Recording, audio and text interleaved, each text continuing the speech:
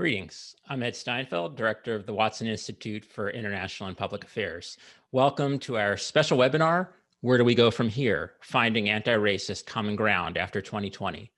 This webinar is co-sponsored by the Watson Institute and Brown University Center for the Study of Race and Ethnicity in America. It's also part of a broader series of seminars that the university has been organizing surrounding the 2020 US presidential election. For me personally, I'd be understating this situation if I said I found the past 4 years troubling and unsettling and depressing and at times even terrifying with respect to issues of race and racism in the United States. You know, President Obama in his new memoir refers to an incident that took place back in the summer of 2009, the arrest of Henry Louis Gates on the porch of Professor Gates' own home in Cambridge, Massachusetts, when he was trying to get back in after returning from a trip. And at the time, when Obama said that the white police officer who had arrested Professor Gates had acted stupidly, there was quite an uproar, especially among white Americans. Reflecting on that moment now, President Obama wrote, with respect generally to the issue of Black people and policing, that this experience was a reminder, quote, that the basis of our nation's social order had never been simply about consent, that it was also about centuries of state-sponsored violence by whites against Black and brown people, unquote. Well, the last 4 years have certainly reinforced that point. From Donald Trump's inauguration ceremony to the present, we've been exposed to highly racialized rhetoric from the president, none too subtle support for white supremacy, and aggressive and open voter suppression efforts, just to name a few. We've witnessed grotesque instances of police violence against Black and brown citizens, George Floyd, Breonna Taylor, others, and then political and racial divides in the response, with Black Lives Matter sometimes countered with All Lives Matter or Blue Lives Matter. We've witnessed vast, really unspeakable racial disparities in the incidence and lethality of COVID, all in the context of a president who's dismissed the importance of the pandemic, undermined efforts to deal with it, and now seems to be promoting ideas of herd immunity, which, if permitted to unfold, would surely impact Black and brown communities disproportionately. But after 4 years of this, we witnessed in the last election 73 million Americans, that's 47% of the electorate, vote for the president. We've seen growing support for President Trump among portions of the Latinx voters and also portions of the Black community. Moreover, we've witnessed a very substantial showing by the president's own party in the elections. And we've already begun to witness divisions in the Democratic Party between a discourse on the one hand of healing and unity versus a discourse on the other of pushing for justice and, quote, the restitution in addition to absolution, unquote, which is a phrase Boston Globe columnist Renee Graham used in today's paper. And of course, there are lots of debates about even just the phrase defunding the police. So where do we go from here? We have an absolutely phenomenal panel today to discuss these issues. I feel so honored just to be present, a member of the audience, to listen to them. I'll just name them in the order in which they'll be speaking. Please forgive me for not providing big introductions for which these individuals really are worthy, but we'll provide links to their bios on the screen. Each panelist will speak for a few minutes and then we'll open it up to questions. For those of you participating in this event through Zoom, you can ask questions in the Q&A window and we'll monitor those. And for those of you watching on YouTube Live, you can ask questions directly on YouTube and the questions will be relayed to me. Our panelists today, all my esteemed colleagues, are Melvin Rogers, Associate Professor of Political Science, Margaret Weir, Wilson Professor of International and Public Affairs and Political Science, Ainsley Lesueur, Assistant Professor of Africana Studies, Bonnie Honig, the Nancy Duke Lewis Professor of Modern Culture and Media and Political Science, Laura Lopez Sanders, Assistant Professor of Sociology, and Tricia Rose, the Chancellor's Professor of Africana Studies, Associate Dean of the Faculty for Special Initiatives, and Director of the Center for the Study of Race and Ethnicity in America. Melvin, the floor is yours. Thank you. Well, first, let me first thank Tricia Rose for the invitation, and I would like to thank Ed Steinfeld for moderating and for that very nice introduction. I am delighted to join my colleagues and reflect on really what I take to be a very terrible place we find ourselves in politically and culturally in this country. And I must say that I am, to be quite candid with you, I'm not yet in a place where I'm able to offer an answer to the question of where do we go from here? Like Martin Luther King Jr.'s last book, from which this panel draws its title, I mean, we must wonder yet again if our futures will be defined by chaos or community. And those two words, chaos or community, are words that served as the subtitle of that 1967 book by King. So let me tell you a story, a brief story, and let me show you or explain or lay out why I am not yet in a place to offer guidance. I mean, so much of what I say here will emerge from a way of perceiving or of understanding the political and cultural landscape we now occupy. And much of my work in political theory, even when it is historically informed, is about improving our perceptual capacities as democratic citizens, improving our capacities to see and hear and feel the grievances of others, in particular, those who are African-American, Black people in this country. What I want to suggest to you in these few moments is that our political and cultural landscape is currently structured by a sense of betrayal. And if that is my beginning point, it is my beginning point, I'm not sure how the reparative work can begin. So like a great many people, the television in my home was set to CNN beginning election night, and it remained on that station for the next 4 days or so. My partner and I were in the living room on Saturday, November 7th, when Wolf Blitzer announced that Joseph Biden would be the next president, denying, as Blitzer said, President Trump a second term. And my partner and I both jumped in excitement. We knew it was coming, but it was a different thing to get the confirmation. And at that moment, we, like many others, I suspect, were relieved. But that excitement, my excitement, quickly dissipated because on that screen, I could also see the total votes for each candidate. And Trump was in the 70 million range, trailing Biden, I suppose, by a couple of million. Now, these votes represented people, actual people. They are strangers to me, I'm sure of that, but they are nonetheless, I thought, fellow Americans. And regardless of what I may like to tell myself, regardless of what you may like to tell yourself, we share a life with these 70 million people. We are not the same, we are not identical from beginning to end, but our lives are bound together by common practices, by common basic institutional structures, common terms in which we articulate our sort of dreams and our aspirations, a common political culture, and running through it all are shared memories of this society to which we belong. These things give thickness to our civic connections, and they point to our shared attachments, even as we are personally speaking strangers to one another. This sense that I share a life with 70 million people is the reason why my excitement dissipated. Right? These 70 million plus that voted for Trump. This is the reason why the excitement went away. I felt, in a word, betrayed, and perhaps many of you did as well. And where the sense of betrayal is active, another idea is close at hand: distrust. Distrust of those with whom you share society. A sense, to just be quite honest, that you are not safe with them. Or to put the matter differently, so as not to make this too personal and to draw out the power of the point, these 70 million people have seen Trump elevate cronies over experts. They have watched him admire the governing styles of dictators. They have watched as Trump insisted through his words and his policies that immigrants were not owed basic human decency. They have watched him ignore the facts regarding COVID-19 because to acknowledge them, he believed, would harm his election chances. They have watched him effortlessly offer kind words for self-identified white nationalists. And they have watched him conjure feelings of racial resentment among those loyal to him.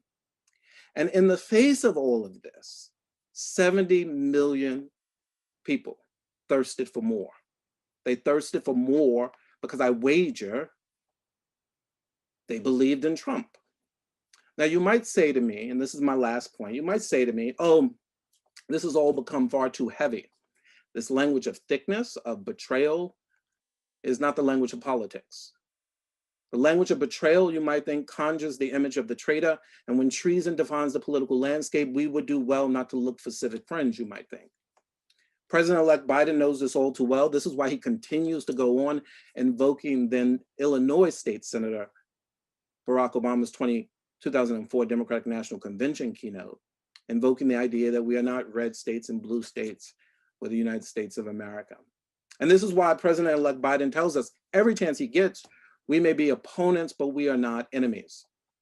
He knows that beginning with the language of betrayal frustrates political action before it can begin. And yet, 70 million Americans engaged in what feels like, what looks like betrayal. And while I'm not sure how we begin the reparative work, I'm certain that it will not begin without confronting this fact. Thank you. Thank you to the organizers, Tricia Rose and Ed Steinfeld. I want to talk today about Donald Trump first to see where we've been and then suggest where we might go. Donald Trump did not invent white grievance, but from his embrace of birtherism on, Trump's politics were predicated on the illegitimacy of a Black president, and they were dedicated to stoking the sense of white racial oppression in an increasingly diverse country. 4 years of concerted efforts to set groups against one another has not only enhanced the public presence of extremist organization, it has also worked to embed and normalize racism in mainstream institutions. So I'm going to talk about race and racism in 3 institutions that have formed the backbone of political support for Trump, to see part of where we've been and suggest what they and say what they suggest about where we go. So let me start with the police. George Floyd's murder was not the action of a rogue police officer, but evidence of a much more systemic problem in police forces across the country. A recent study of Facebook pages frequented by police officers revealed many thousands of racist and Islamophobic posts. Trump's embrace of the police, whose union supported him for president in 2016 and 2020, introduced a new and destructive perspective on policing, namely that any criticism of the police is by definition illegitimate. In contrast with Obama's Justice Department, which entered into 15 consent decrees in order to reform and monitor police departments, the Trump administration refused to use consent decrees and actively undermined the few remaining agreements still in effect. The second institution I want to mention is the Republican Party. Donald Trump was not the candidate of the Republican establishment, but from Nixon on, the party has relied on a racist imagery and allusions as a standard part of its campaigning and governing, from Law and Order, which Nixon borrowed from George Wallace, to Reagan's welfare queen. The dog whistle has been a fixture in Republican politics. But in 2012, after Mitt Romney's loss, the RNC, the Republican National Committee, issued a study that called on the party to reach out to Black and Latino voters, warning that the appeal to whites alone would relegate the party to minority status. Under Trump, the report was removed from the RNC website, and we just experienced an election where the central Republican strategy was vote suppression targeted at minorities. Trump lost, but I think that the election results do not bode well for a Republican Party reckoning on race. The fact that Trump generated tremendous white turnout and won a greater number of Latino voters and even a few more Black votes in 2016 will invite imitation of his strategy rather than repudiation of it. Finally, I want to say a word about evangelicals. With their extremely high turnout rates, evangelicals have formed the base of Republican Party for 40 years.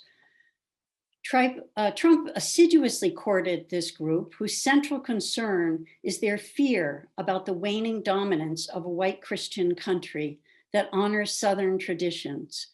Polls show that overwhelming majorities of white evangelicals see Confederate monuments and the Confederate flag as a symbol of Southern pride that should be honored. Trump catered to these voters not only through his court appointments, but also by welcoming the Confederate flag at his rallies and refusing to rename military bases that honor Confederate slaveholders. So where does this leave us? Stirring up racial and ethnic hatred is the oldest of political strategies in American politics. When normalized into mainstream institutions, it deepens divisions and creates huge obstacles for forging common ground. Yet I would highlight several paths forward. The first is for the Biden Justice Department to aggressively use its power to challenge systemic violations of civil rights by police departments. Make it unmistakable where the federal government stands, and make it clear that the federal government will use its authority to challenge racist police practices. Second, the Republican Party. One of the most distressing things about the last 4 years is watching the Republican Party become the party of Trump. After the 2020 election, I'm not optimistic about changes in that party. But what I am optimistic about are the examples of Georgia and Arizona, where years of work by grassroots organizations demonstrated the possibilities for building multiracial, inclusive politics. And then finally, on religion. Religion can and must play a proactive role in combating racism and racial divisions. Racial congregations have done this in the past, not only Black churches, but white congregations as well. Engaging white congregations in anti-racist work is easy to say, but hard to do. A community organizer told me about a white church in Minneapolis, located in the middle of the Black Lives Matter protests. The church faced a decision about whether they should open their doors to protesters who wanted to come in and rest. After 20 minutes of calls around to church leaders, they decided to welcome protesters in. And when asked why they were able to act so quickly, the minister explained that behind those 20 minutes of calls were 20 years of anti-racist work that church leaders and congregation members had engaged in. As that story suggests, finding common ground on issues of race is not something that is easily achieved in a country with our history. 4 years of Trump has set us back. But we also know that using public powers to enforce civil rights from above and organizing from below can put us back on the road toward building a successful and inclusive multiracial country. Thank you.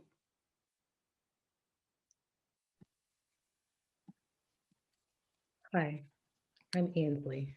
And I want to start by saying that Republican elites like Mitch McConnell's support of Trump's baseless claims of voter fraud have been quite alarming to witness. Not because I'm surprised. The hard bed that we are currently lying in has been in the making for quite some time, but because it's not clear to me how much longer people committed to authoritarian white racial rule can hold the reins of democratic power, use that power to delegitimize the most fundamental determinant of that power, voting, before it all comes tumbling down. This is not to say that there is no hope of averting full-on catastrophe, but the path to diverting it seems to be getting narrower and narrower. It's much like the early months we spent reckoning with how the Rona had fundamentally shifted the possibility of life as we had previously known it. With every public lie uttered by the Trump administration, with every refusal to coordinate a national response, the closer we got to the road of no return, we are currently living what was the worst case scenario then. Was this experience with the Rona a dress rehearsal for the political upheaval that is headed our way? What is so interesting about this moment is the way that these baseless claims about voter fraud mirror the impending demographic shifts that demographers have projected for some time now. By 2045 or sooner, white people will no longer constitute the racial majority of the United States. For the first time in the nation's history, they will be a minority. This impending demographic shift is significant for reflecting about how we've gotten here. There is a longer historical story one could tell, but I'll go back just 4 years. I think I was one of the few people in this country, and this includes Trump, who was not surprised when Trump won the 2016 election against Hillary Clinton. Fueling my sense was the wisdom that Joy Ann Reid had spoken in the South Side of Chicago in Hyde Park Seminary Co-op bookstore, promoting her new book, Fracture, at the time.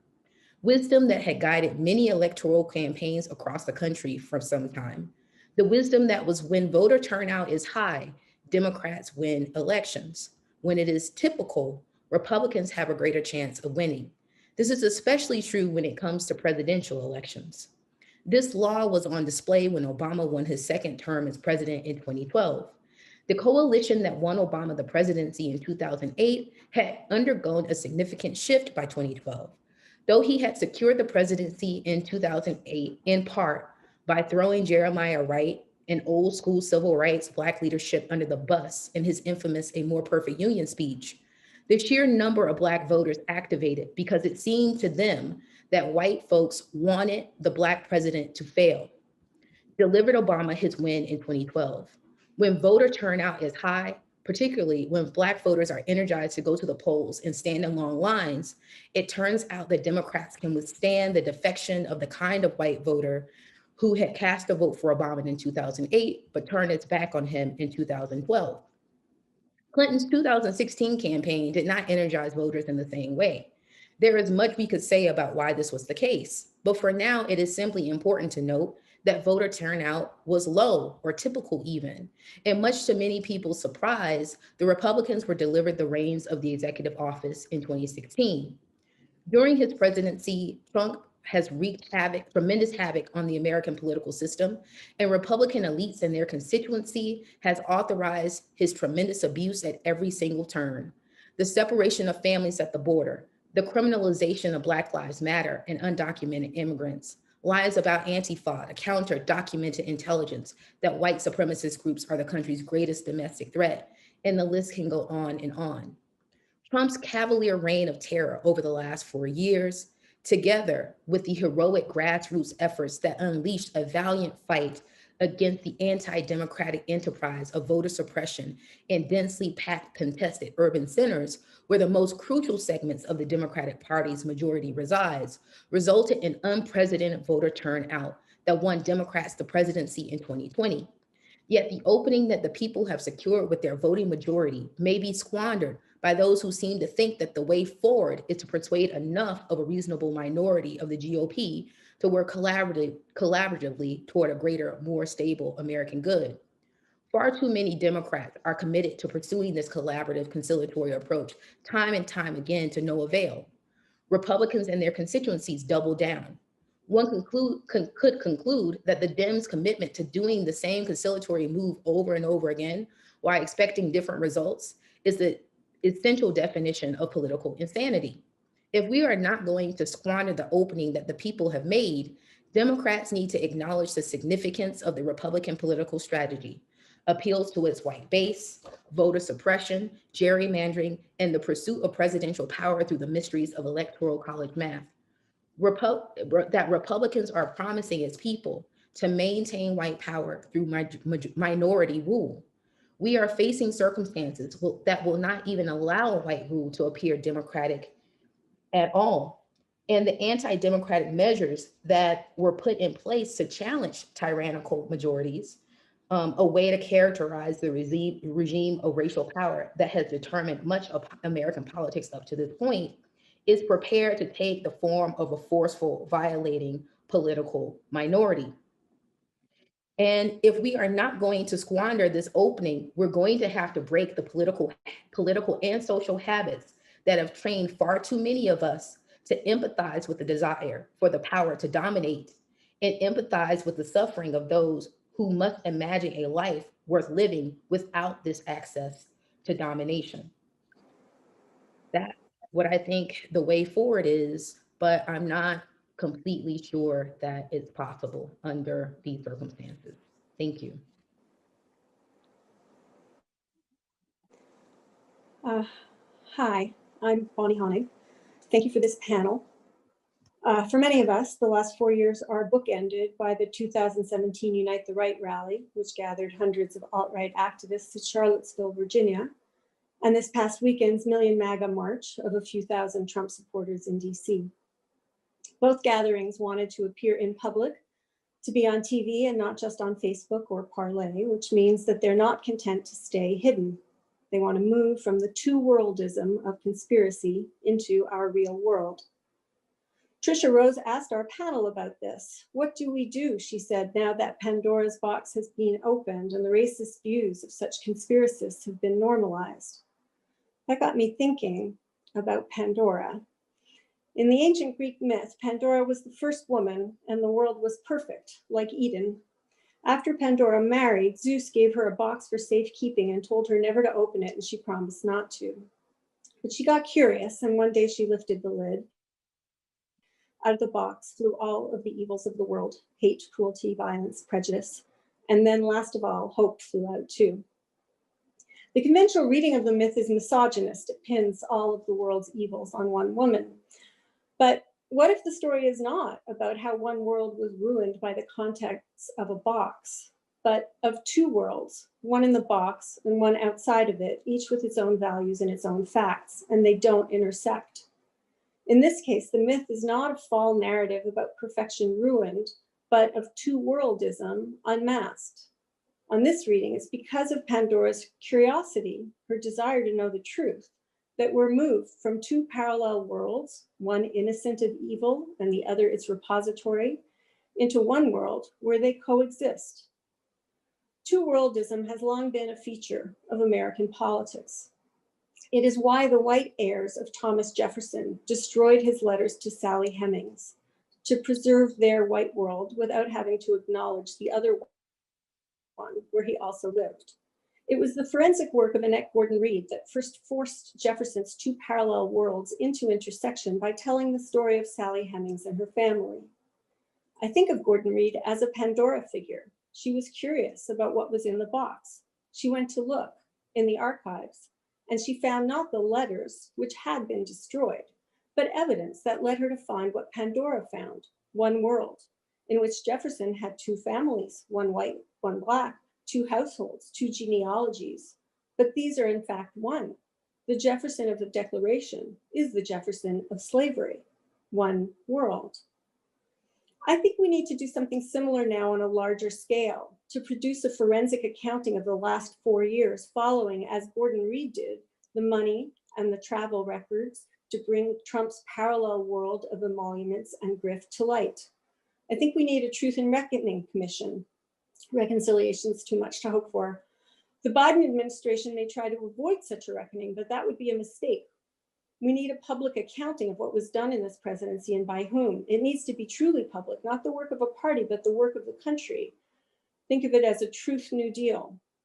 In addition to following the money stolen from the public, the whole country can be mobilized to hear in courtrooms and churches, public parks, drive-ins, schools, and on TV, the testimony of witnesses to structural violence, the testimony of kids separated from families at the southern border, the detained women sterilized by a doctor in Georgia, the survivors of those who died at the hands of police violence, and from those who lost loved ones to COVID.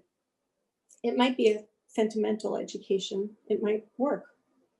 It's important that it be a varied and plural effort, hosted in different parts of the country like a kind of traveling circus, with rallies, but different from the ones we've watched for the last 4 years.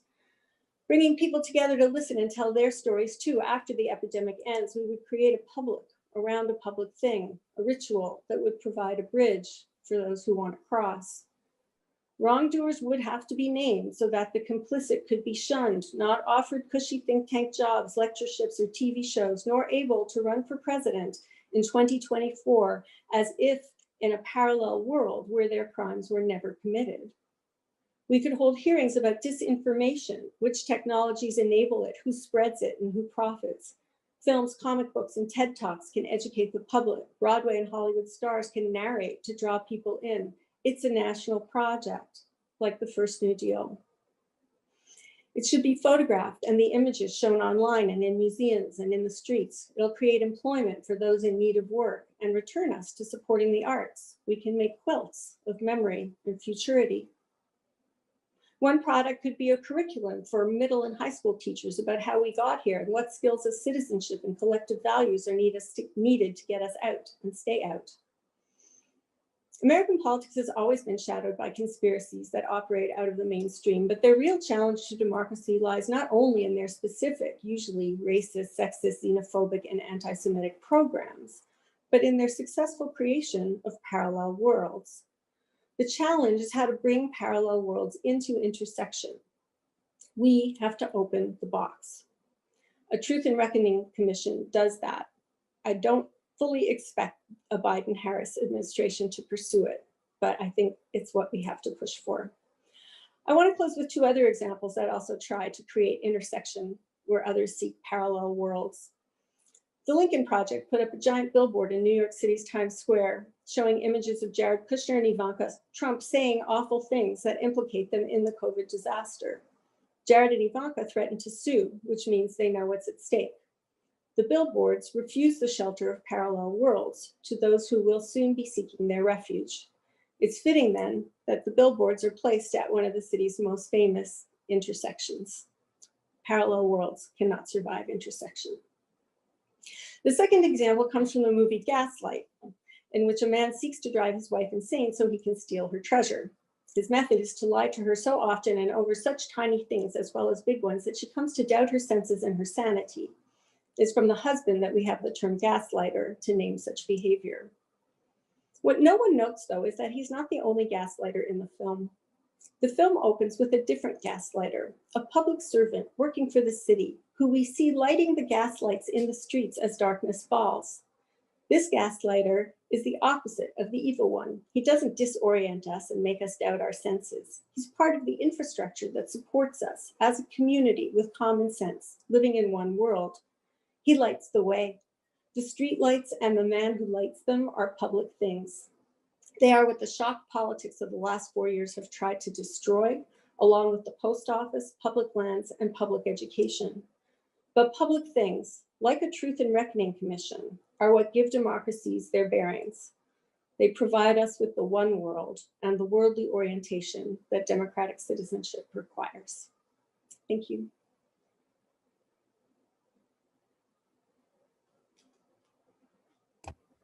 Thank you very much for this opportunity, Professor Tricia Rose at CSRA and the Watson Institute. It's a great honor to be with my colleagues here today. Well, I'll share the lack of optimism about whether we can definitely build common ground. I would like us to consider this possibility. Building a racial common ground, in my view, is going to necessitate affirmative efforts to address the sense of alienation that prevails among working class Americans.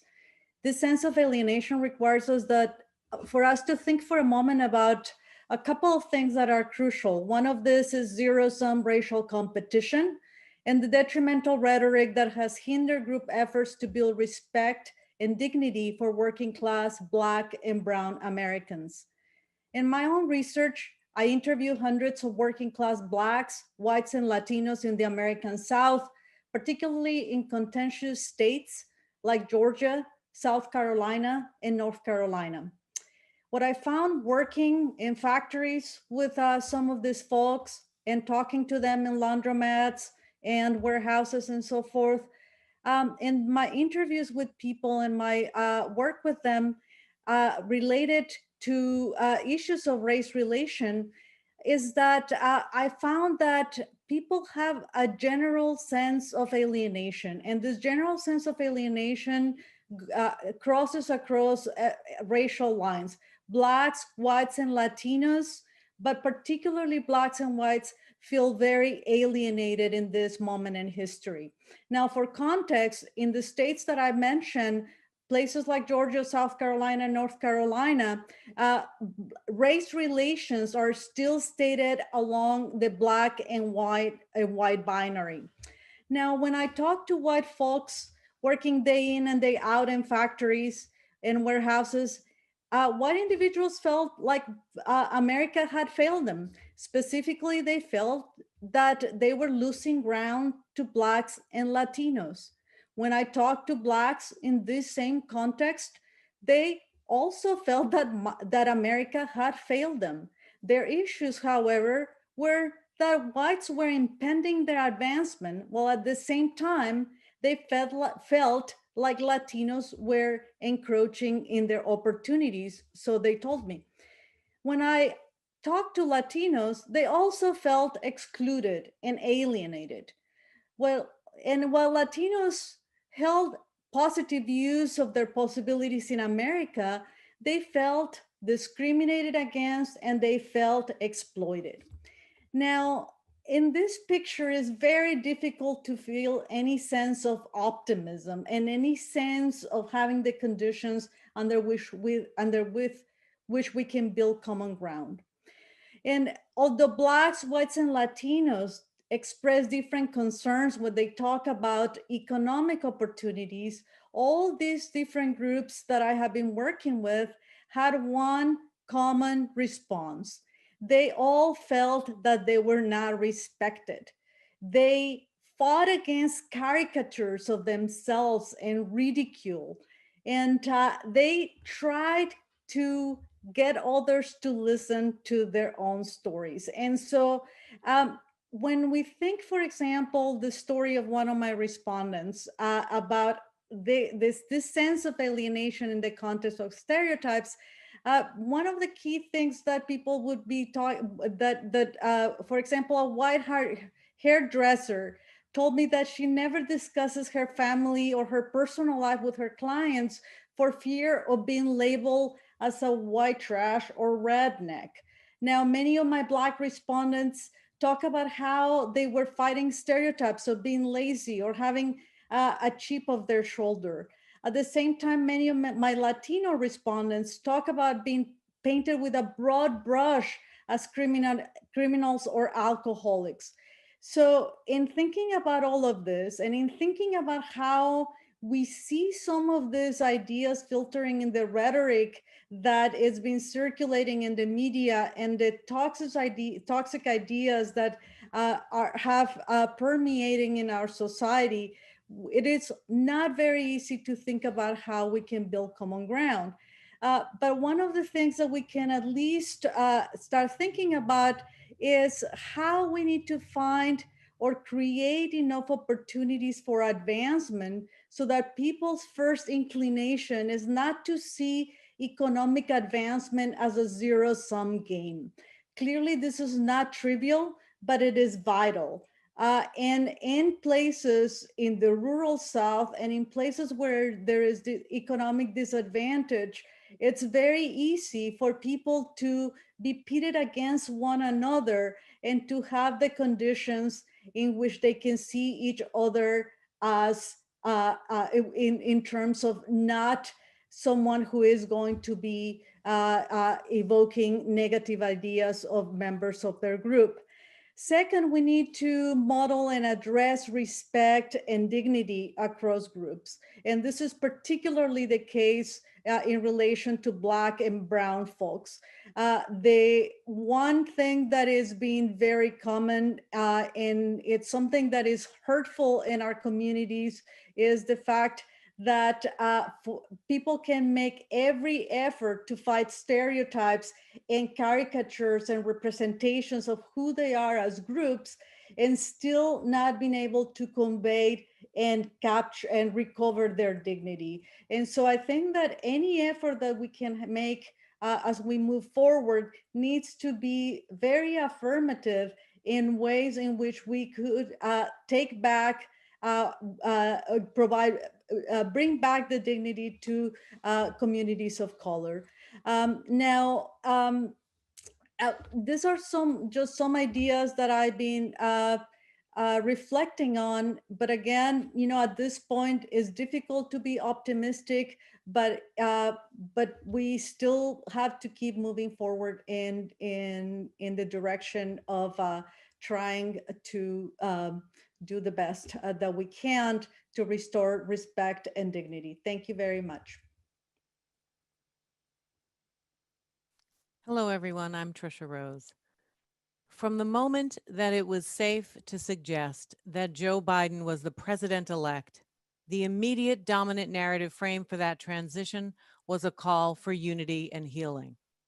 I pledge, he said, to be a president who seeks not to divide but unify, who does not see red states and blue states, but only the United States.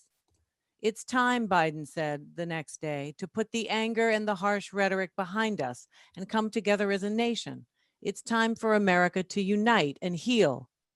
Vice President Kamala Harris seconded this notion and praised Biden as a healer, a uniter, a tested and steady hand. Now, on one level, this is not very surprising because Biden ran on a pledge to unite the country. That was a major narrative force for his platform. But this pledge and his statements looked quite different to me after the votes had been tallied and a president who had consistently and masterfully stoked division based on race and racism won the votes of over 73 million people. What do we do in that context? What do we do with that 73 million? Is this the time to heal and unify? What could it possibly mean to unite under these conditions? And how could this sudden call for unity generate healing? I want to make an argument today that this is not possible at this point. I do not think it can happen in this way. Unity is not the right answer right now, and healing is not yet possible. Now, this may seem stark to some of you, and it might appear to be a challenge that aims to perpetuate aggression, conflict, or violence. Yet that is the farthest thing from my hope. I think, though, that to call for unity so immediately, and without interrogation and examination of the basis of the divisions, and to call for healing given what's at stake, and to do so without a clear sense of how one might go about it, is actually a dangerous and yet familiar call. Why are these calls for unity and healing so dangerous, in my opinion? The first reason is the context of Trump's successful pandering to and expansion of the public renormalization of white supremacist discourses and actions. To paraphrase Adam Schatz, we must not underestimate the significance of the achievement of Trump's successful pandering to white grievance. Calls for unity that do not directly confront and reject this threat of white violent transformation of the public sphere contribute to the renormalization of this violence and place women, people of color, and immigrants in harm's way. I mean, there are many, many examples of this that many of my brilliant colleagues have articulated here, so I won't reiterate them. But the phrase, the Proud Boys stand down and stand by was not mentioned, and I just want to remind us of that very chilling moment during the debates. So to move immediately to a conversation in which healing and unity is paramount leaves little room for an effective challenge to the racist use of white grievance. The refusal to establish any clear terms for this unity while calling for it at the same time accepts unchallenged the consistent and strategically manipulated collapsing together of legitimate white economic grievances with the racist framing of those grievances that are designed to retain or expand the power of whiteness at the expense of non-whites. And so I want to emphasize this one more time, that there is a strategic collapsing together of a legitimate economic grievance with a racialized form of grievance that perpetuates white supremacy. It's not either or, it's actually how they have been collapsed together that renders them not very problematic and is to be distinguished from legitimate economic grievances. When politicians and pundits talk easily and quickly about healing this divided nation, I want to argue that they're actually reinforcing Trump's false equivalencies between the supposed radical left and the historic as well as contemporary white supremacist organizations and beliefs. These false equivalencies expand the legitimate space for white supremacy. This is the liberal version of good people on both sides. These are not simply different political points of view with a common set of values beneath them. But not only does it make more room for legitimized white supremacy, but it ends up marginalizing and stigmatizing protests for racial justice. It considers these protests part of the, quote, anger and hate that needs setting aside, end quote, and posits them as a part of the problem rather than a sign that there is a problem. Finally, these false equivalencies construct a reasonable white center, a sort of, a liberal, reasonable white core that benefits from and does not directly confront the enhanced powers fueled by white supremacy, and therefore constructs a kind of liberal white supremacy light. It sets up a false center position of tolerance of both sides that creates an alliance among whites at the expense of people of color. This alliance is solidified by white silence about racism, and premature calls for healing and unity rely fundamentally on this silence. For reasonable white liberals to speak out vociferously against systemic racism is to threaten this kind of unity and a kind that stigmatizes movements for justice. But to be quiet is to be complicit. Martin King spoke eloquently about this group of he called them group moderates. This group of whites, which he called white moderates, in his letter from a Birmingham jail. And I quote, "I must confess that over the past few years, I've been gravely disappointed with the white moderate. I have almost reached the regrettable conclusion that the Negro's great stumbling block in his stride toward freedom is not the white citizen's counselor or the Ku Klux Klanner, but the white moderate, who is more devoted to order than to justice, who prefers a negative peace, which is the absence of tension, to a positive peace, which is the presence of justice." So what would it take to truly heal a country divided in this way? Healing requires, I want to argue, a challenge to the white moderate or liberal to reject an order that relies on injustice. A fundamental reimagining of liberal whiteness is one critical facet of a racially just future. With whom will white liberals cast their lot? And the answer to this question, not necessarily only the Proud Boys and his friends, is critical to the future we will create. Resist the blind calls for unity and abusive terms for healing, and keep fighting for justice, because without this fight, there will be no unity and no healing, only negative peace and more racial suffering. Thank you very much. Thank you, Tricia, and thank you to all the panelists for your thought-provoking and moving comments. Again, I want to remind everybody in the audience who is participating via Zoom to ask your questions in the Q&A window, please. And for those of you who are watching on YouTube Live, you're welcome to post your comments, your questions there, and those will be relayed to me. Maybe I'll just start with one of the questions from the audience. An anonymous attendee notes that I'd be very interested to hear other panelists comment on Professor Honig's idea of a truth and reckoning process. Is it worth pushing for? What do you imagine happening if such an effort were tried? And, I'll just add maybe my own addition to that question. And this ties all the way back to Melvin Rogers' expression of this sense of betrayal by so many people who voted for President Trump. If so much of the electorate, so much of the population is living geographically separated from other portions of the population. So if there's racial division geographically, if there's division through different media channels, people listening to different versions of the truth and kind of in their own discourse, how can we really bring these two worlds into intersection to get to that truth and reckoning kind of discussion? And I'll just open it up to the panel. And again, encourage everybody in the audience to keep asking your questions.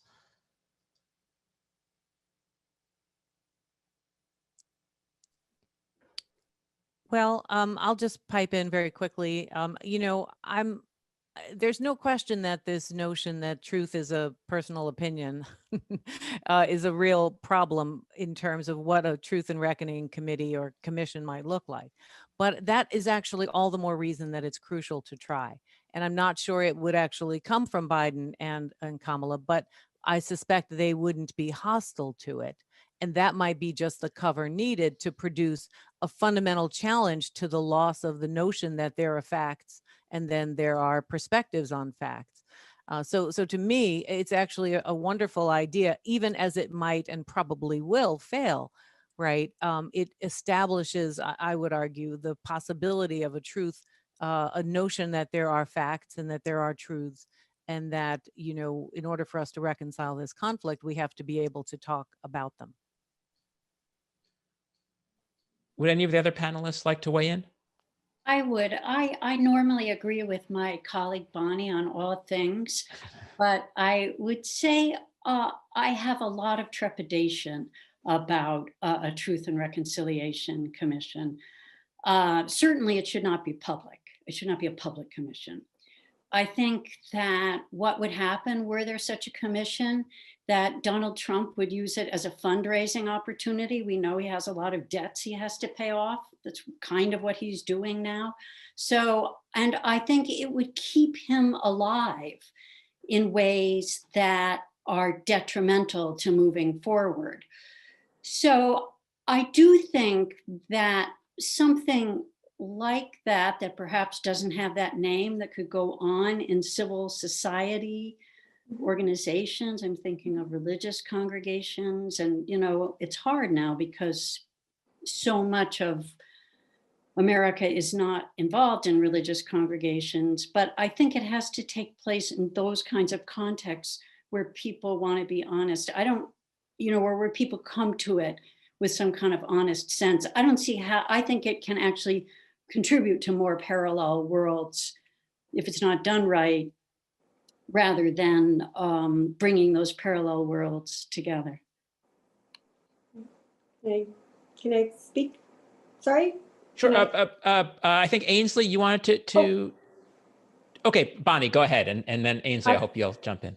Yeah, I hope so too. I want to hear what Ainsley has to say. I would just say that it's a big idea, and in the sense of, I really do imagine all kinds of civil society groups taking part in it, it being differentiated, plural, and happening in all kinds of places all across the country, just like WPA projects. That's why I was like, you know, think of it as a Truth New Deal. And then some parts of those processes would be photographed and filmed, just like the WPA projects under the first New Deal. About the risk of keeping him alive, I just would rather ignore him. I understand that that's a risk, but I can't think of many things that we can do if we worry about what he might do. And so I think that's something to take on board in terms of how to think about the design of a project like this. But I also I just don't want to be playing chess or checkers or Monopoly with that guy anymore. And the last thing I'll say is, I called it Truth and Reckoning, not reconciliation, to chasten the ambition of the project. It really is about trying to establish some facts. And I am as in despair about the 70 million people who voted for him after the list of things enumerated by both Trisha and Melvin in our forum. But we can't give up on them. I mean, we just can't, because we have to go on with them somehow. And so this is part of what has to be a much larger project of civic education. It can't be the only thing. I just wanted to say quickly that it's not clear to me that we have any control over whether Trump will die or not, because we are seeing Republican elites stand by him even though he has lost, right? So that's like one thing. And he has this base, this constituency that shows up for him. Like, it was just a picture of like a MAGA rally, you know, talking about, you know, how the vote was stolen, right? So I don't know if not being public is going to somehow take the wind out of his sail. I think some of this stuff is already beyond our control. And it seems to me that we're going to have to take sides. More of us going to have to take sides and get ready to fight, because it seems as if that's the road that we are being taken to, whether we want to or not. Go ahead, Melvin. Yeah, just a sort of quick word on this. So the first thing I would say about what Bonnie has put on the table for us is that it is a big idea. And it is meant to match the gravity of the problem that we find ourselves confronting. And in some sense, nothing short of a big idea actualized will go to the heart of this issue. But we also need to be prepared for the possibility of what a Truth and Reckoning Commission would reveal, which is why I like this term of reckoning rather than reconciliation. That it actually may reveal to us those of our fellows who are actually not interested in coming along. I mean, we have this idea about living in a democratic society, and that the aim of it always seems to sort of terminate in unity and harmony. But sometimes democracy as an ideal and a practice reveals its end. That is to say, it reveals the inability of the practices that it wants to institute, deliberation, representation, to actually bring about that harmony. It points to the inability to do just that. And I think a Truth and Reckoning Commission, were it taken up, I think it's a wonderful idea, but we need to be prepared for what it might reveal to us. And this is where I'm doubtful. I'm doubtful that we're ready for what it will reveal. Melvin, just a quick point on that. Doesn't the political deadlock in the United States over the last years, or the deadlock in the Obama administration and deadlock in Congress, doesn't that already reveal the dead end in some sense that democracy has reached? No, I think that's right. But I take Bonnie's suggestion. I want to take that suggestion on as my own too. I take it to be an attempt to sort of hammer this out in a public forum, which is to say, to try to aim for a kind of nonpartisan arena, right? And presumably the nonpartisan arena is meant to sort of circumnavigate precisely what you laid out. But Ed, once again, one conclusion of this may reveal that all of what you just laid out is really where we are, and is where we are in an inescapable way. Right? Great, thanks. There's so many questions I have now, but I am going to resist and instead turn to the audience. So we have a comment and a question from our colleague here at Brown, Nadia Alali. And Nadia writes, I agree that it is a nearly impossible challenge right now, finding common ground within the US, given the huge polarization and acute sense of betrayal due to the racism, white supremacy, sexism, and xenophobia we're witnessing. Ironically, the most likely common ground we might see is the construction of a non-American enemy, an enemy other, for example, refugees or Islam. My question is about finding common ground across the globe. What kind of dialogues, healing, and strategies are needed to assure people across the world that the US is going to change its course of destructive interventions, ignorant and incompetent meddling, and the total disavowal of collective commitments where poverty, displacement, the environment, and climate are concerned?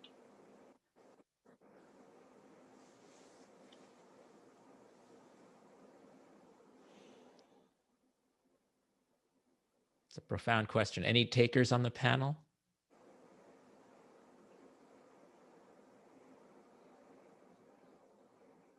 Well, I mean, I'll jump in because no one else is. This isn't my territory generally, but I think back to Martin.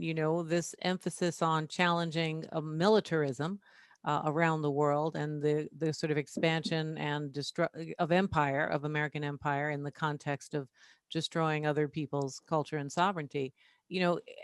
And capitalism in that global context as well are going to have to be reconfigured in the Biden presidency if they're going to be reassuring in any way. Do I think that's likely to happen? Probably not. I think we have a better chance of seeing some moderate changes domestically, and I say moderate in the most moderate way, than we do in the international context, which I think is a really serious crisis that should also be part of, this notion of truth and reckoning, or sort of reimagining, creating context for knowledge, are not going to be just about race in America, but the use of race and anti various religious groups and so on, and women around the world, in ways that completely mirror the problems we're facing here. So I think I absolutely a great idea to do it, but I don't think I'm actually less optimistic about that than about the other subjects we were addressing earlier. I too am skeptical that the U.S. can quickly, or even not so quickly, signal some kind of change in direction. I mean, on the one hand, there was a very positive signal when we had such huge voter turnout and many people voting, including Black and Brown Americans, against, voting in spite of obstacles all over the place. And that is a statement about, if not American democracy, at least American citizens. But, on the other hand, this is, I think, echoing the tenor of Nadia's question or comment. One of the things that seems to unite the political spectrum is this kind of growing xenophobia, including with respect to China. I mean, there are issues with China's rise, but there's also a lot of racialization of policy toward China in the United States now, and that doesn't seem to be changing anytime soon. Let me read another question from the audience. This comes from an anonymous attendee. What do you, all on the panel, what do you think of the Brave Angels project to gather across political divides to talk deeply about the perspectives that appear to divide us?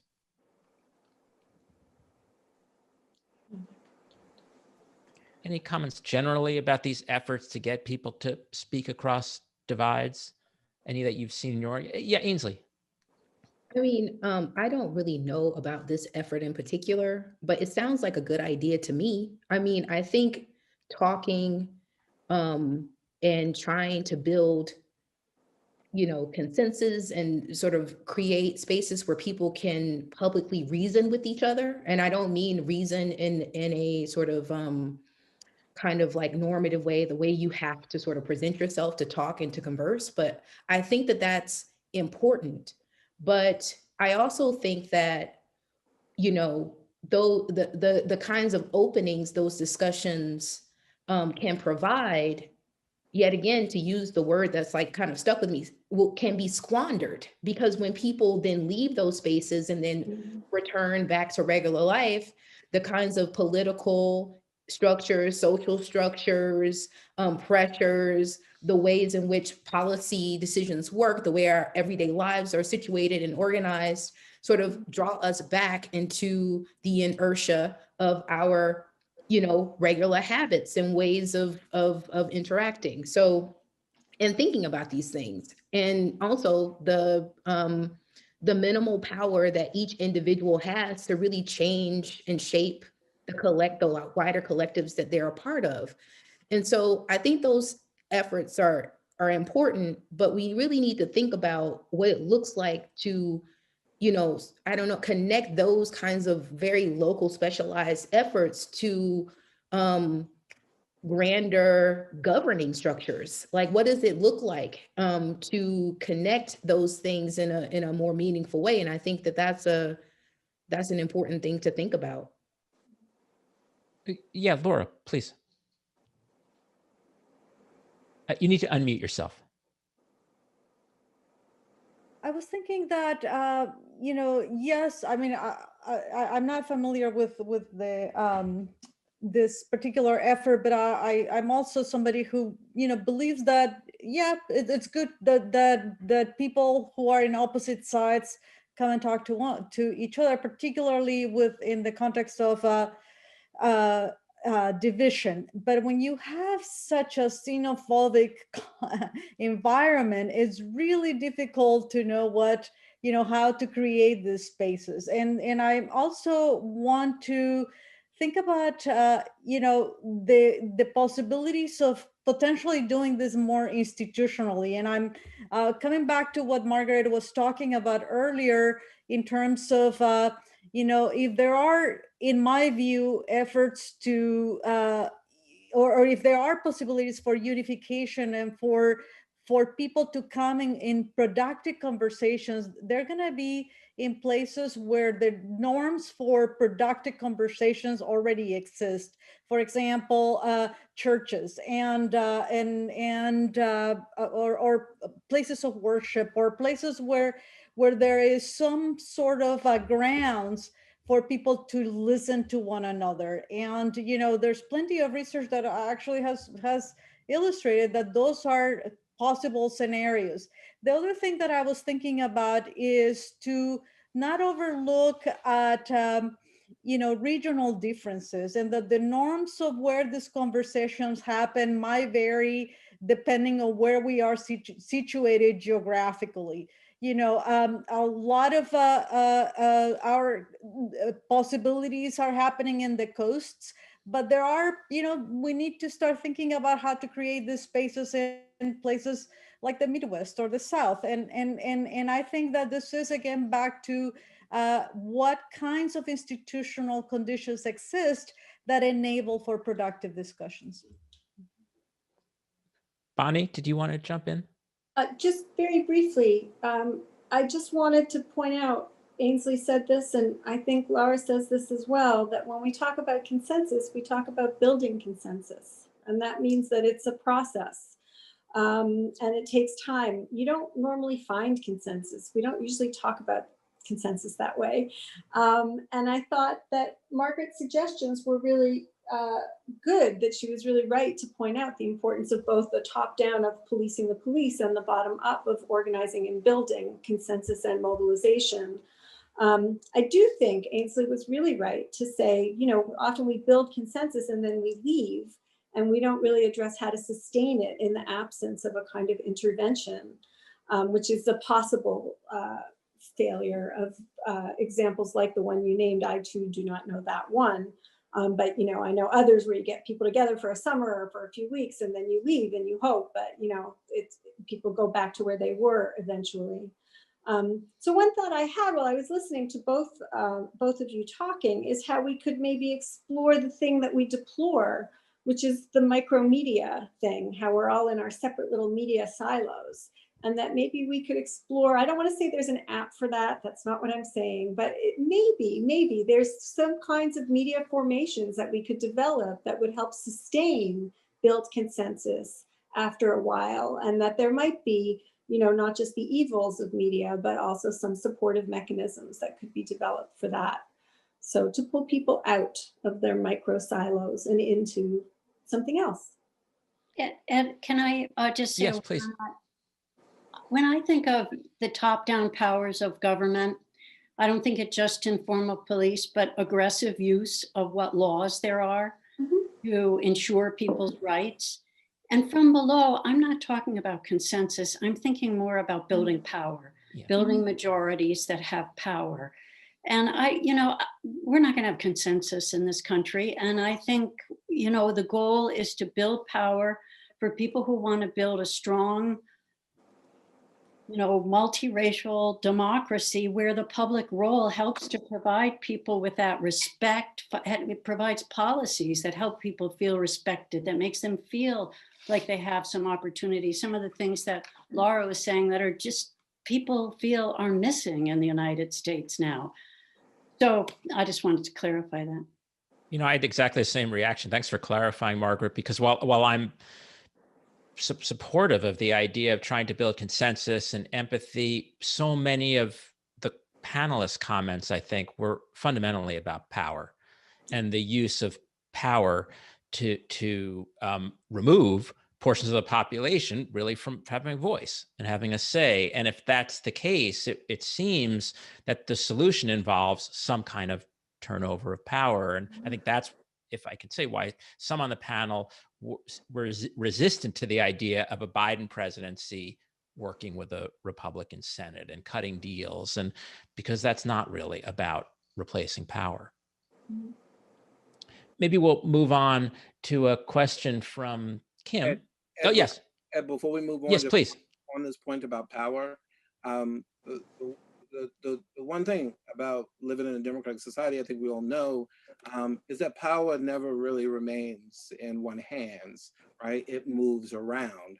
And so if this is simply about building power without fundamentally transforming the individuals who wield it, then you're just really just buying time, right? Until power swings back, and only for you to find yourself under its boot and under its thumb. Perfect. Now you've provoked many other questions for me, but I'm going to hold off again. Thank you, Melvin. Let's go to Kim, who asks, I'm curious about the importance of investing in maintaining the social movement organizations formed in the last 4 years versus regrouping with new organizations in this time, or at this time. In particular, I'm curious about the potential and limits of the Women's March. Anybody like to comment on that? I will. I think I don't know that much specifically about the organization, the Women's March, although I seem to receive a lot of emails from them. But what I would say is that I do think that the Women's March gave rise to a lot of more locally rooted efforts. Laura Putnam has written about this in Pittsburgh. I know of efforts in the California that grew out of that march. So I think it's more about what connections were made through the Women's March, and then what people have created in these locally rooted contexts to try to rebuild a presence of constructive politics that has been missing. So that's my sense of it. Any other comments on building from some of the organizational energy of the past 4 years? Okay, let's move on. I'll Yes. say some more. Yes, please do, Margaret. The thing I want to say is that the tremendous organizational energy should be, and I think it is, starting right now to prepare for the next period of time. Democrats have this habit of doing campaigns and then saying, oh, well, let's go to brunch. And it is critical, Republicans and the right have this very well articulated infrastructure of organizations. And this is the moment to take those and make them permanent features of an infrastructure in the way that Stacey Abrams did in Georgia, rather than to go to brunch. Great. We'll go on to another question. This is from Bob Schwartz, Brown class of 70, who writes from Atlanta, Georgia. What I hear in this room full of academics seems so divorced from what I think of as the quote unquote real world in which most of the country's lay people. Everything I hear is in the same language that the Fox News trolls love to make fun of, like to ridicule in front of their non-academic audience. My question then is this: how do we go about getting the non-academia population of working class, non-Ivy League elite America to, quote, buy in to these changes? These people do not, for the most part, think of themselves as racist, and we totally lose them if we insist on having this conversation in, quote unquote, our academia-oriented vocabulary. We end up talking in different languages with no common agreement as to the vocabulary. So of course we talk past each other. Anybody like to respond to that? Are we using, yeah, go ahead, Bonnie. So I don't fully accept that, with all due respect. And I would just say a lot of us have a lot of voices. I did some phone banking during the period running up to the election. I didn't talk about Pandora in that setting. That didn't seem appropriate. But I was fully capable of speaking for half an hour sometimes to people who were thinking about voting and wanted to talk about that. So I'm not. I want to just push back gently on that idea. I think that we're thinking about how to go on in a seminar from Brown to share with people our thoughts, but we have other ways of other languages as well at our command. I do think the work that has been done in Georgia and Arizona is so impressive and is a model in both places. for us to learn from. And most importantly, I'm struck by the paradox. This may be something that people in American politics are just very familiar with. And if so, you know, I won't go on about it, but it is so interesting that the Democrats stand for a kind of state building project to address people's needs, collective needs. But they don't party build, whereas the Republicans are just very focused on party building and party discipline on behalf of minimizing the state. And I'm just very struck by that. If we took the skills that we have on the Democratic side for state building and applied them to party building and ideas and building, I agree, not consensus, but some overlap, then we could do a lot better for the country, I think. So anyway, that's what I have to say about that. I think we need to get out there more. Maybe that's where I agree with the questioner. Yeah. I have a quick thought. Laura, did you want to go ahead, Laura? I'll go after you, Tricia. Okay. I want to focus in on one piece of the comment, which I think is really interesting, which is that people don't buy into these changes and that they don't, for the most part, think of themselves as racist. So we lose them if we insist on having the conversation this way. So I guess what I would ask is, why are we losing them when they don't see themselves as racist? And how can we explain how racism works in such a way that they might better understand it if they simply don't see themselves that way? And so I'm not sure how much of this is about language, although that's certainly an issue. There's no question academic jargon can be a problem. I would be remiss if I were to argue with that point, but I'm not sure that's what's happening in this conversation exactly. And I would say that one of the hallmarks of racism is it's in the fact that it always finds itself at ever extreme motion examples of itself. So that racism is only when you carry a tiki torch and call people bad names. And then 6 weeks later, it's even worse than that. And then it's saying this word. And then but all of this operative racism, which I'm arguing liberals need to pay attention to. White liberals need to understand that they are complicit in this situation and really do some real homework. They don't want to hear that either, but it's not because of academic jargon. It's because recognizing the work of racism is actually really hard to do. So I guess that would just be my point of intervention. But I agree with Bonnie a lot that, you know, there are different settings where we use different language to talk to different people. And there are millions of activists doing incredible on the ground work for this. And I think everyone has a role to play. And you know, I don't think it's all or nothing. I hope that helps Brian give you a slightly different take on what you're thinking there. Thank you. Other comments? Yeah. Laurie, yeah. Yeah, I just and then wanted Ainsley. to, I mean, I completely agree with what Tricia and Bonnie have said, but I wanted to add, as you know, as someone who studies the everyday life of people, and I'm just thinking that, you know, when we have also situations in which people live segregated and in which people also are not in contact with one another in their realities of their lives, it becomes really difficult to build this common ground. And one of the things that I found in my research is that, you know, when you have very sharp divisions, let's say in a factory that is systematically discriminating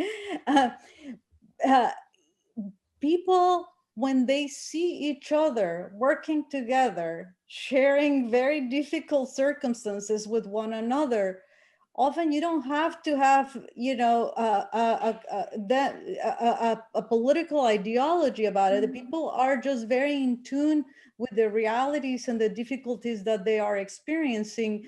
And so, but I think that the challenge of having the opportunity to understand people's humanities, and it comes when we have structural situations, or situations in which people are disadvantaged, when people are pitted against one another, when people are put in situations of competition, and also when people are fighting for scarce resources. And so I think that it's not just about rhetoric, but it's also about is a reality that people are facing. And so I think that it goes beyond conversations. It's also about how people have to fight segregation and how people have to fight structural disadvantage.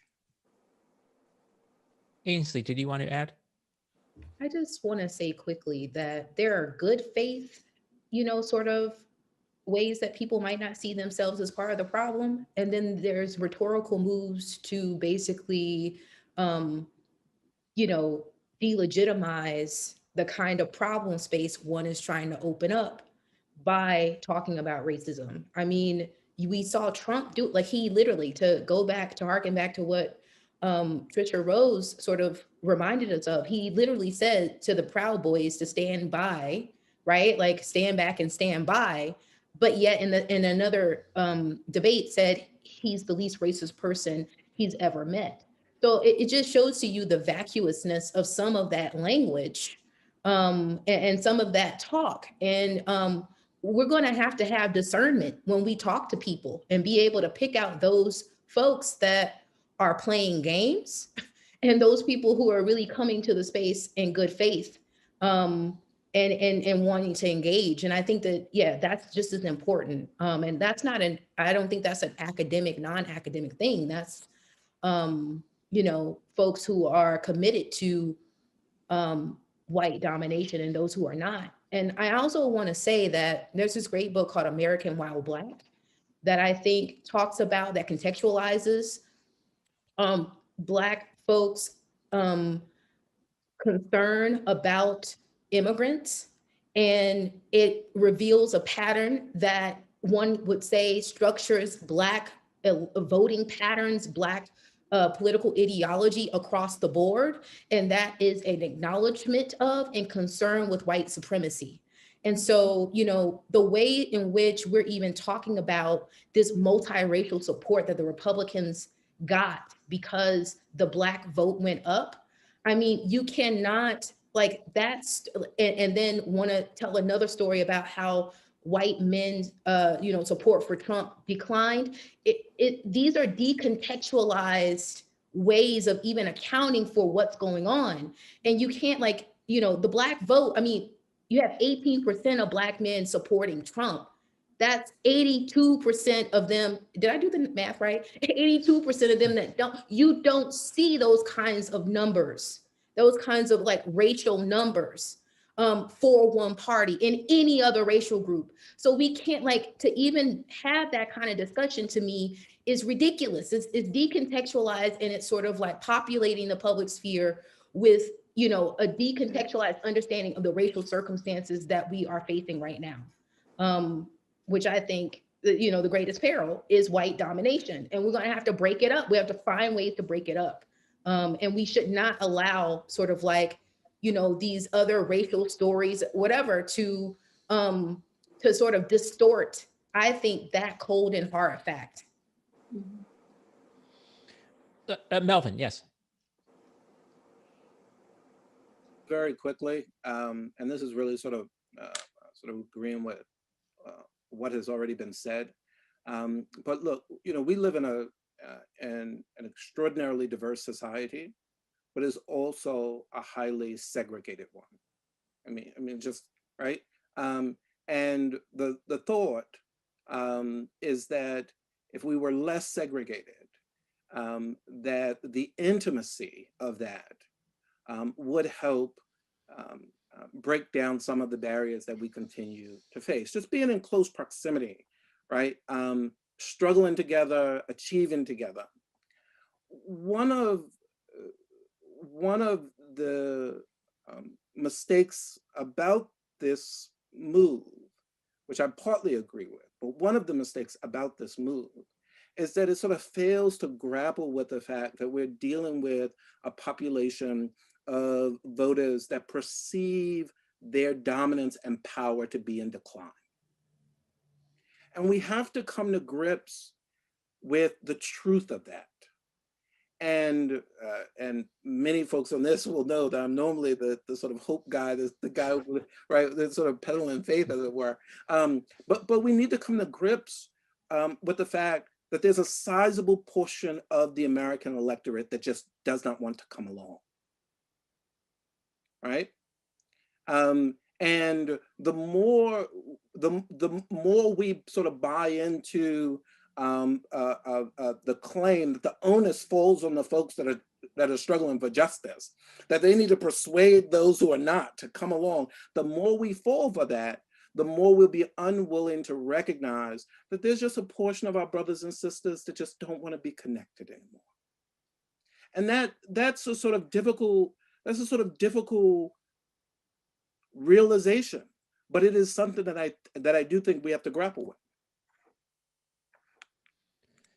Let's go. We just have a few minutes left, but we have time for at least one more question. This is a question from Michael Gross, who notes that he says, I'm interested in the different forms of discrimination practiced in this country: segregation of Blacks, coercive assimilation of Native Indians, Native Americans, and a combination of both with respect to Hispanics and Spanish speakers on the East Coast and Southwest. And I think what Michael Gross is asking is, how do those different forms of discrimination interact, and how does the fact of these different forms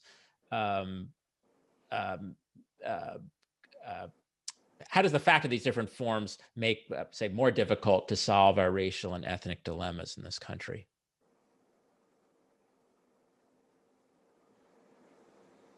Any comments?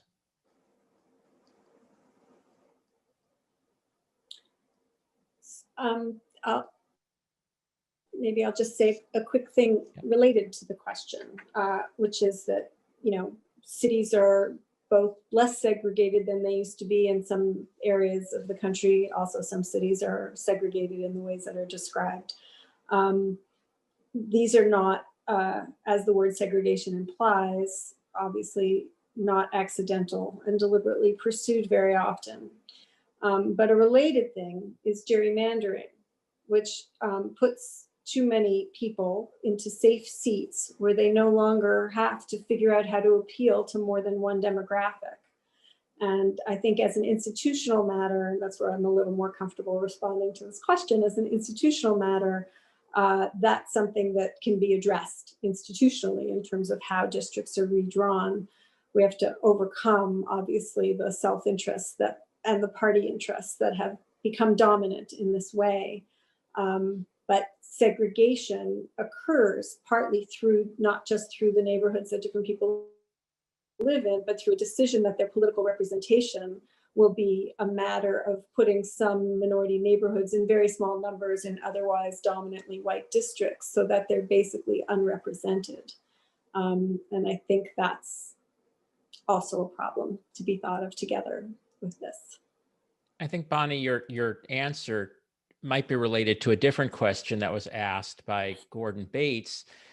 He asked, does Emily Wilkerson's book Caste provide a useful analysis for this discussion? And I take that to mean, does the notion of a whole interlocking set of social and political and economic institutions to enforce a kind of social hierarchy, is that really what we're seeing in play in the United States? I have not read that book, so I'm going to let someone else. I'm going to let someone else answer if they want to. Any other comments about that? Well, it's right behind me over there. It just came in the Amazon bundle, so I haven't read it either. But it is Isabel Wilkerson. Just in case. I'm sorry. People. Yeah. No, it was written as Emily in the Q&A. I just wanted to make sure in case someone went to look for it. But I want to try to answer the other question before we go, out of respect, but also because it's an important question, which is to think about, the construction of racial hierarchy as part of a broader colonial project that is multifaceted and related partly to the nature of the opportunities for the ways labor could be controlled, land could be seized, and profits secured, And that depended a lot on the circumstances of the point of meeting and the context of the exercise of power.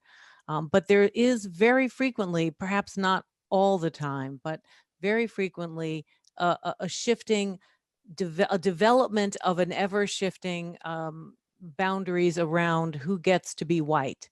And while there's lots of distinctions about who's what and how smart one group is through some crazy pseudoscience and this, that, and the other, whiteness, although, and some people get grandfathered into whiteness, like say the Irish, for example, who didn't start out white,